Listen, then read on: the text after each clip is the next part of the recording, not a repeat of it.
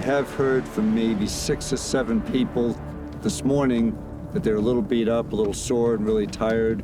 And I told them, I said, but the good news is you're way better off right now than you're going to be tomorrow, because every day is going to get harder. But they came here for a challenge. They all came here for a challenge.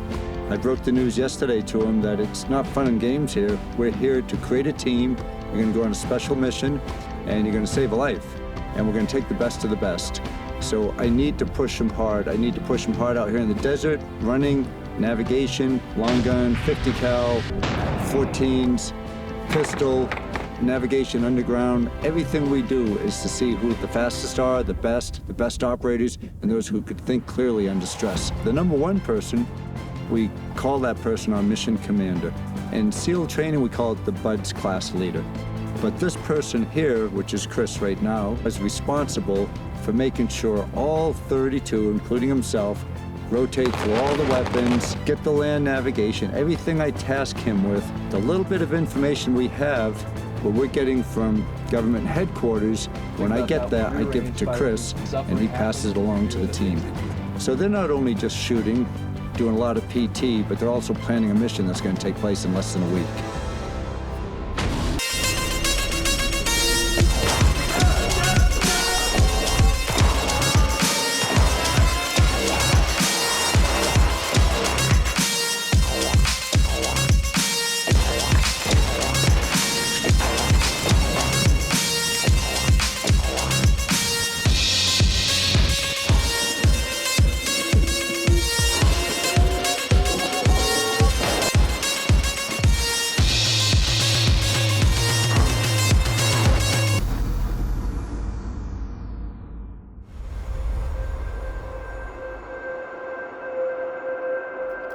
A long time ago in the 80s, I had the privilege to meet Dwight at SEAL Team 1, and Dwight was a mentor of mine. I looked up to him. He was one of the earliest SEALs. I couldn't wait to work with him. And Dwight came out here, and he's created a weapons cleaning product, which is unlike other weapons cleaning products. Thanks, Don. So SEAL 1 CLP Plus, it's a bio-based, non-toxic, complete gun care. It's one product that'll clean, lubricate, and protect. It is a cleaner, it is a lubricant. Field strip it like this, go piece by piece. Basically all I do, I'll take the nylon brush into the paste, and you start covering.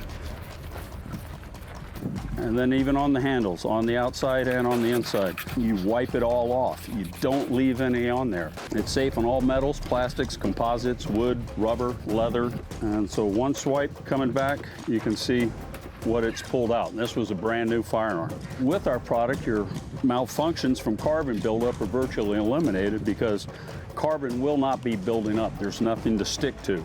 Once you have this where it's saturated in and clean, you'll see that your cleaning time, whether you put 200 or 2,000 rounds through here, the cleaning time will only be about 15 minutes.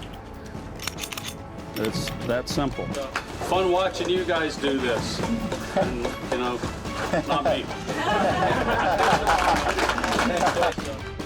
Delta 14 chassis is a very simple idea. All it did was I cut off this entire back end and made it Mossberg 500. So if you took a Mossberg 500 shotgun and took off the stock, that's what you'd be looking at. What that does gives you the modularity to be able to put a pistol grip back onto a Monte Carlo, or you could gender change it. Changing with, say, a Mesa tactical adapter to be able to utilize buffer tube and an AR-15 pistol grip. On the front end with 3, 6, and 9 position has the M-lock system. So you can mount whatever you wish on the front end of this. Very simple. So just like you would take it apart in your standard wooden stock, you drive it down like so, drop in your fire control, and that's the end of it. I'm going to introduce Mr. Ackman here. He is going to be able to explain this competition to you. I'm considering this event something like you found your enemy's weapon. You've lost yours, you stumble upon this. You better have enough familiarity to pick it up and solve the problem. The competitor is going to start right here. At the command of go, they're going to sprint down to that first table down there. They're going to pick up the rifle, load it, and they're going to shoot their assigned target 5 times. Drop the gun, move up to the next table, pick that one up, load it, shoot their target 5 times. As soon as the last shot is discharged, round complete. Line is set, ready, go.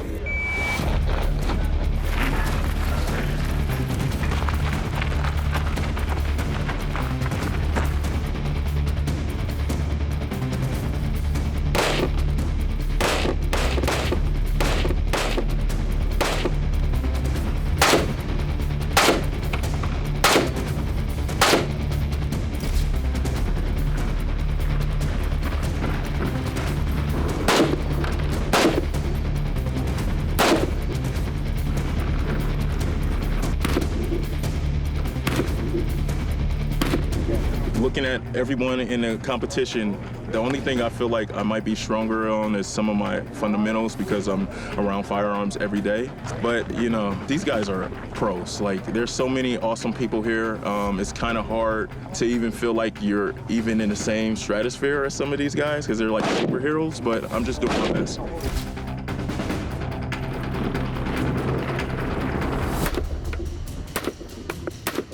When you're putting everything that you have into it, yeah, you're going to be pushing yourself to the maximum. That's the difficult piece of it.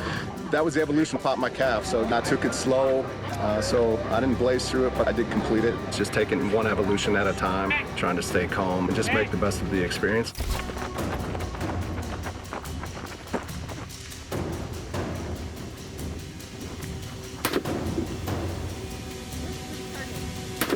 I had a really hard time just acquiring the target, like which one it was. It was a little confusing because you're at an angle. And then I was unclear about which target I was on, and so it was really slow. Just the way it goes.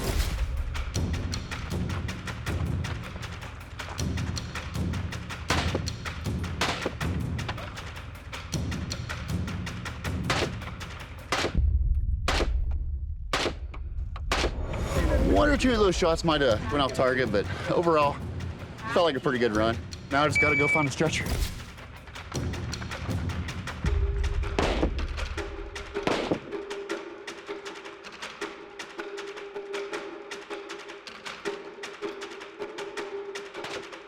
It was a lot of fun.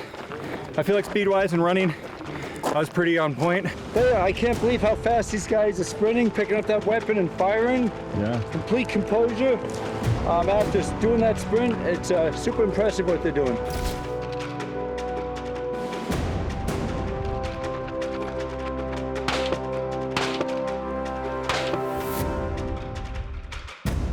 The shooting has been a challenge for me a little bit, which I knew it would be coming in. I was supposed to shoot 5 rounds the first stop, and I shot 4.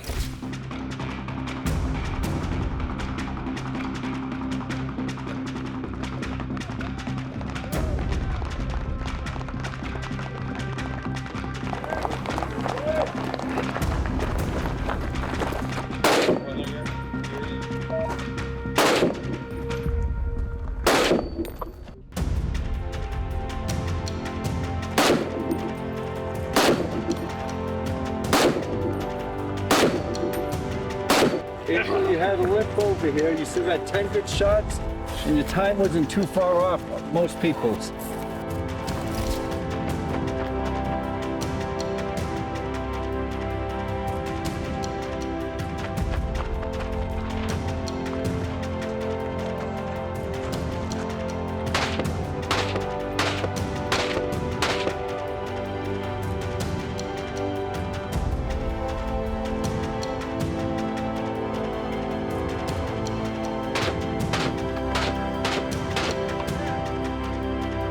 I think that's the fastest time.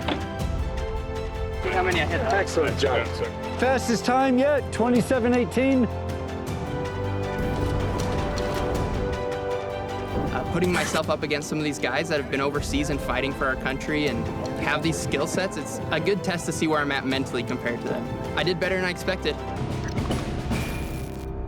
Hi, my name's Todd Pearson. I run SAR USA. The gun you're going to be shooting today is the SAR 9X. The X is a package gun which comes with a holster, mag holder, flashlight, and this is the gun that the Turkish military is using today. The gun had to go through a 50,000 round torture test without a failure to go from stage 1 to stage 2 to get it to the contract.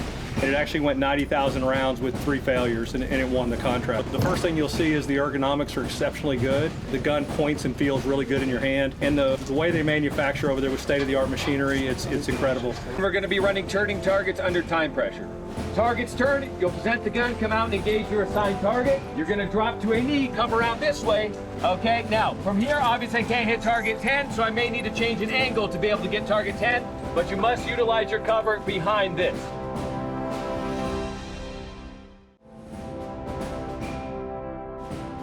When you go overseas in the war zones, you're always looking for what's cover and what's concealment. Couches, boards, walls that concealed you from the enemy. It doesn't protect you from bullets. Cover is better than concealment. If you got both, all the better. What we want to do is, in their minds, know the difference between cover and concealment. When you leave a barricade, if it's cover or concealment, and you have your whole body out here, you're giving away all your cover or concealment. You try to leave just a little bit of your body outside that cover or concealment. Just give a little. You don't come out and expose yourself the whole way. And also you want to be able to change positions quickly. Go to the kneeling quickly, stand quickly, and you change your position. You might fire 2 rounds and then change your position and take cover.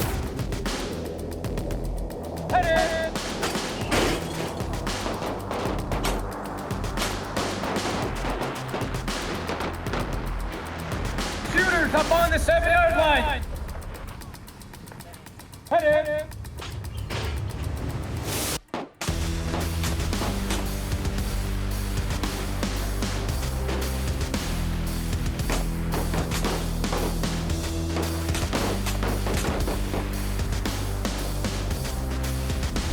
So far, so good. Barriers, kneeling, all those things are a challenge, but they seem to be taking it all in stride. No issues. I shot the best out of my 4, which was the top 4 competitors. So that's good. I shot 8s and better. Landon and others were watching them here, and they're using strategy, and they're smart. They're letting others go in front of them to see how fast they're going, and then they get a longer break, and they get a longer break, then they know how fast they have to go. Yeah. It's ingenious for them. It's a smart move. It's absolutely a smart move. It's not always best to go first.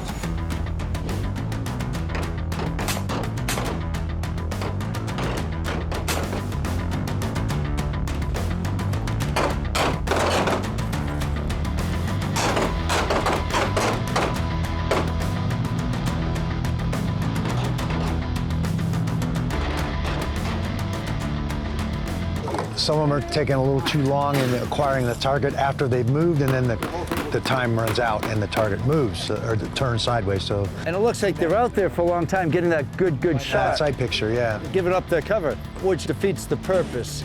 And some of the guys, I mean, it's so impressive what I just saw there. They're so fast. Very fast. They're getting the fast shots in moving. Absolutely. So we've advanced quickly this week.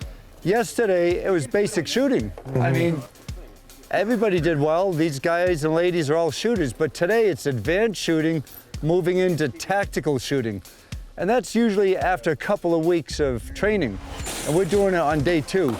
And that's only because we have such good qualified people here. Absolutely. Basic training is pretty much basic marksmanship. Unless you move to more elite units, you're not going to do a lot of moving cover and other types of shooting. I mean, just going through basic training, we didn't even do pistols. So that's not till you move into more elite units that you start to do more pistol work, more moving cover and all of that sort of training. Athletics are athletics. Doesn't matter if I'm standing and need to engage and move and fire, or if I'm trying to dive off a diving board or jump and hit a volleyball or wrestle and take somebody down. Athletics, there's a common thread in all of those positions, taking advantage of your core, staying in balance, in good position, and be able to move and do that when it counts. I'm learning an incredible amount. I'm getting to do the things I wanted to do. I don't get to move and shoot, so that's all new to me. Shooting off behind barricades is new to me, but that was the whole point of signing up, to get better. Randy and I are looking at the points of everybody, and there's quite a spread. It ranges basically on day 1, the end of yesterday. Chris Way, who is now the mission leader, he's in first place. That's why he's mission commander now. But looking at it here, he's got 710 points, but he's only 20 points ahead of Nick Ryan, who's right on his tail. And depending on what happened today, Nick could actually surpass Chris and take the position of interim leader. Landon Church has had a good day today too. He's got the fastest time with the tire drag, and he shot pretty clean as well. The guy that's sitting in third, very fit. Got a good head on his shoulders, and he's our youngest competitor, so it's amazing. That's amazing. Yeah, he's strong-minded. And Jen, way up there with all the men, she's in 6th place yesterday. She's 635 points, which is only 75 points away from the lead. And that could be made or lost almost any evolution coming up. Yeah. Top 5 they're way up ahead.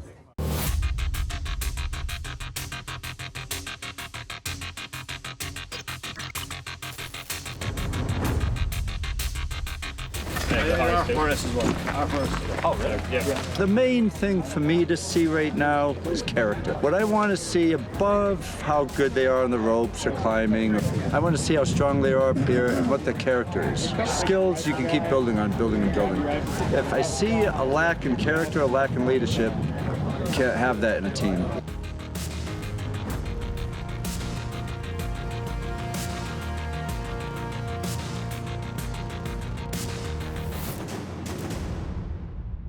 We finished the day on the towers doing ropes course.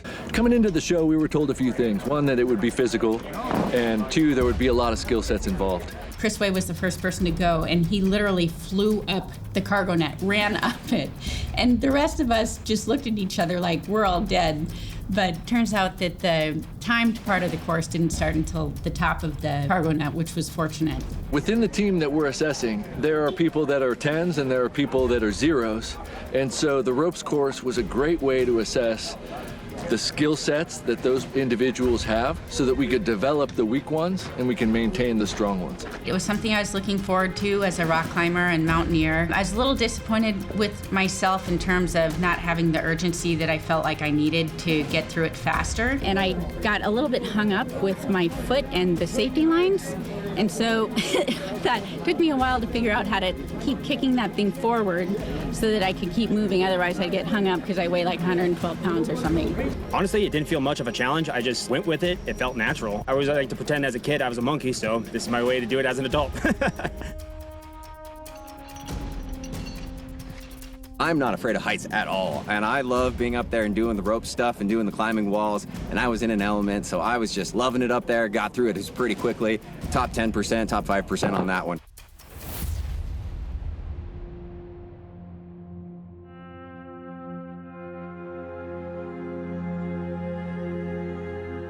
I got out of shape with COVID and everything that was happening, and I started a dog rescue, and that kind of consumed my life for a few years. So for me, just preparing to get back into shape to get to the show, my body couldn't physically hold myself up long enough to pull myself to make it across. Don't need a helmet now, too. But you know what? She's a trooper. She's going for it. Oh, I was so frustrated. So they kept saying to me, just another couple more inches. And I'd look back and they would be standing like 3 or 4 feet back. So I'm like, they're lying to me. I'm like, I don't have like another 2 or 3 inches. We'll come to find out, I literally only had another like 2 to 3 inches and the platform was right behind me and I would have been fine. So I was so annoyed after I like gave out because I could have just pulled myself like one more time and I would have been there. But whatever. It was worth it. It was fun. It was cool. She got in a position where she was underneath a cable. The lobster claws wrapped underneath the cable, so she has to either be redone or try to get under that cable, one or the other. And they decided to just unhook one lobster claw at a time. She was working hard. She was working hard. She was making it across. She had good attitude through the whole thing. And she came off not knowing how close she was to the end. Yeah. I think if she had taken a quick look back and saw how close she was, I think she would have made it. The ropes course for me was a decision that I had to make to overcome a fear that I had. And I had been hesitant to make that decision for many, many years. And being faced with it in front of my peers in such a way where the world was going to be watching me, I knew that I had to overcome it and I just had to do it. And so what got me through it on Mother's Day was thinking about my kids and thinking about how difficult it was birthing them. And I thought that there was nothing else that could be more challenging than what I've already done as a mom. So I did it. That's really the exact thought that was in my mind at that moment.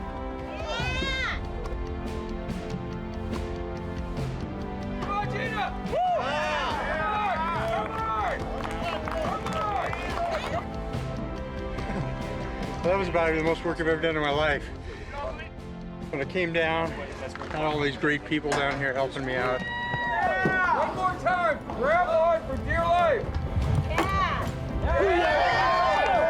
She did.